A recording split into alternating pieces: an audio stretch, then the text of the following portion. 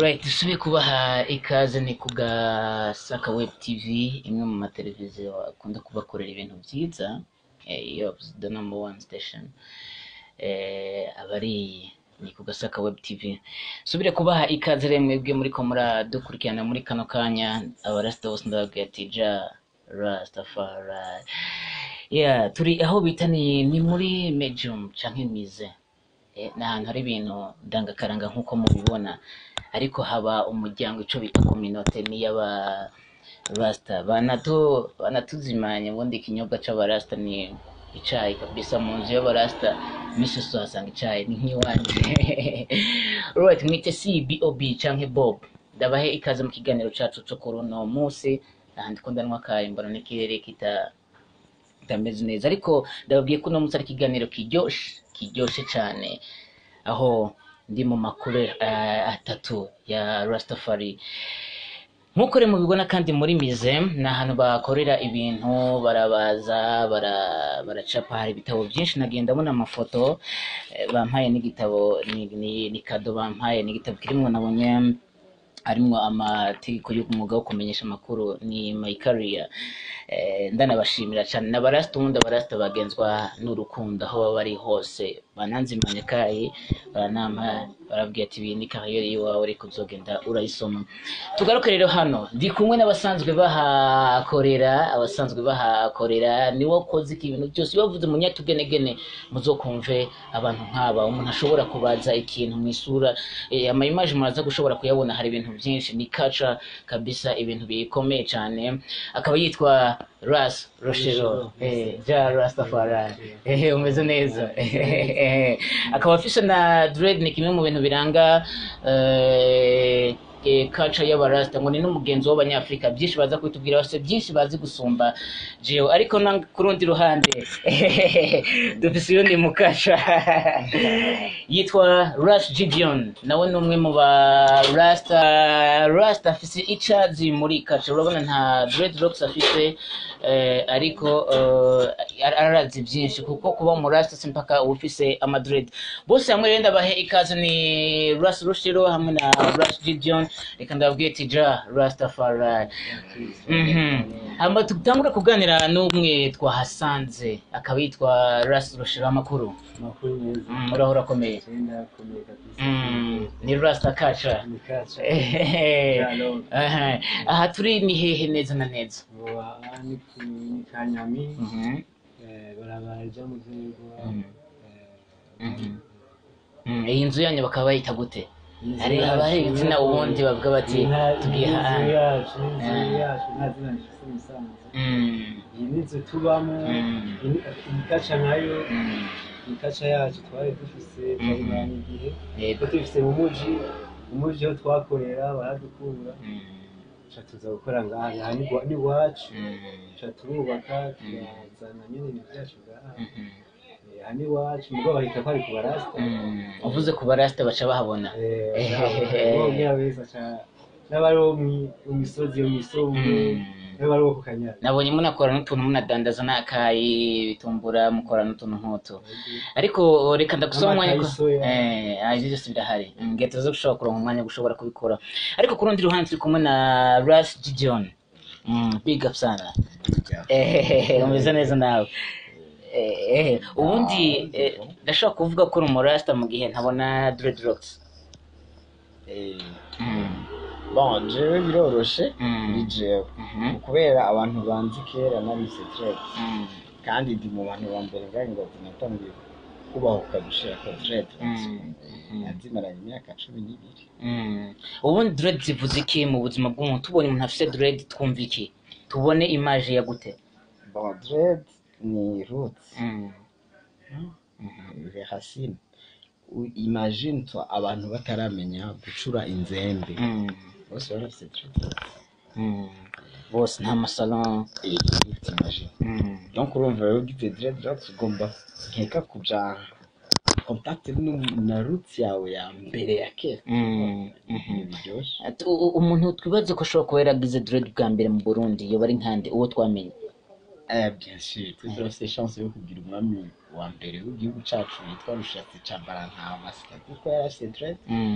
Ejo naragize chance yo kubona stati babumvye ya Rushatsi Tchabalala ari jeune ngo muyimize nambari ya miyama ni gufoto bafotoye cy'igishusho afise n'intama donc yarakiri jeune igoro Rushatsi ataranagomba urumva barakwereka ko umushatsi ko yarafise dread urumva ni fierté reka twereke kwa Rochero ndabona ufise dread izo dread ni zingahe ku mutwe urazizi gitigiri zingahe zizi kabisa dread indwi kubera iki wagize indwi kubera iki hariho abafise nyinshi dread zije nazigize kabisa zarikoze zizari izo nyene indwi ku bwawe dread zivuze iki dread zirafasha dread ni musanzwe nkuko grafe yabivuze ni kaca ya sokuru ntayo Rushatsi Tchabalala kandi migenzi y'abarundi ntitwimwesha yego twagiye kwimwesha abazungu bamaze kuza bazana ibintu byo kwimwesha byo kurima imishatsi sino abarundi ba kera nta barundi bimwesha kuko ntibaruzi ibyo bimwesha nta mikasi yari bwaze nta mashini nta nzembe ntibyari bwaze ibyo bije vuba kuvuga rero jewe dread mugenzo kandi ifite dread ndumva ko mba ndimye aho mba ndi hose izo dread zawe ko mbona zimeze nk'izikuze zimaze igihe kingana gute zimaze imyaka 25 ufise dread byarigeze birashika urazikurako hama urasubiza barazishirako uvushirako tubwire kuva ukizishirako ubuzima bwawe bwagenze gute utarazishirako umaze no kumaze kuzishirako hari cahindutse cyangwa byagumye ari bya bindi jewe nta cahindutse wanje mu buzima bwanjye nagumye ndyohewe nguma ndi neza ndazitunga ndi umusirikare warabaye umusirikare w'igihugu umwe yigeze amvugisha banyita Ryan we Ryan jewe sindi umustar ndi umurasta muga mumva Ryan kuko ni rasta nyene ngo ati Ryan ni rasta ndumva yuko ari ibintu byiza cyane ariko rero umaze kubishirako hari ahantu nta hantu byigeze bikuzanira ingaruka mbi ugasanga ni ibintu wari gutegerezwa kuronka ariko kubera dread bibaye ngombwa ko utabironka bakubwira ati banza ukureko ntabutse kenshi kubera jewe n'ubu ndacari mu gisirikare naho nabuze ako kazi bari mu misi ariko igisirikare uvuga ni ikihe igisirikare ca leta ubu uri umusirikare wewe uri umusirikare amasirikare ndayifise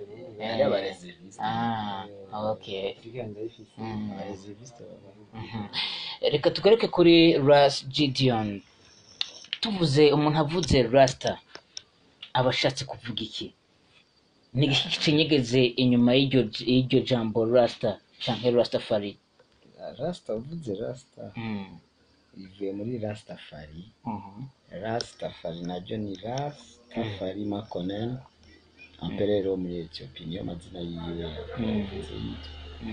donc urumva rero niyo havuyemo Rastafari Haile Selassie wa mbere muri Ethiopia umudescenda umwami agira 225 mu nda ya David wo mu gihugu muri Ethiopia voilà niyo havuye Rasta hanyuma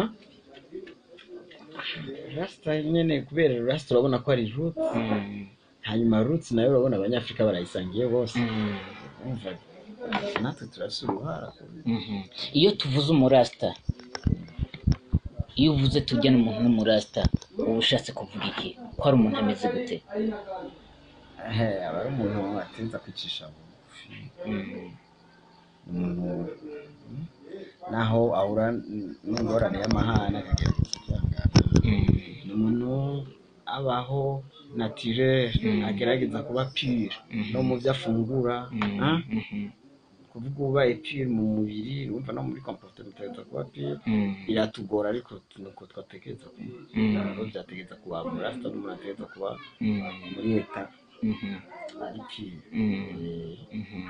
nakunze kumva yuko abarasta bafise ibintu batandukaniye ko n'abandi aho ndavuga reka duhere nko mu myemerere ubundi abarasta ko tuzi twese dufise umuntu yaturemye ubundi abarasta baremera imana yego barasta baremera imana rwose baremera imana nka jewe kubera imana ndayemera rwose uragira ahantu ugenda gusengera ugahimbariza iyo mana kugira bavuga mu masinagoge mu ma eglise mu ma church ubundi rasta roshero yinjira hehe yaje kwisenga umutima wanje ijambo ry'imana avuga yuko ingoro y'imana ari wewe nyene kuvuga umutima utewe umutima waho uri hose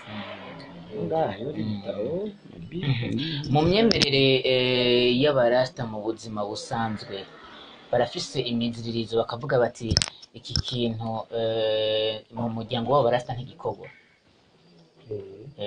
je ndumva barasta niko batarya inyama nawe niko bimeze nta nyama ndya kuva ryari ntazo wigeze canke kuzirya rwose naziriye yego je ntangwe kuba n'abandi barasta tubana ngaha basa naho atanyama barya kuko twahuye twese turabarasta nasha ndavuga ati nanje ivyo batarya nshangira ndabiheba uko nyene ndumva numva ko abarasta batarya inyama ariko bakubwiye kuva ubimenya bakubwiye ko bareka kurya inyama kubera iki inyama ngombo kubera ibintu biva amaraso y'umanye ibirumva n'ikinyabugingo usanga nta kintu cyashaka kukirya ikintu kirya mugabo kiba cyashaka kukirya kiba cyashaka kibe kirabaho kibe kirabaho kibe gitume cishwa n'urundi rufata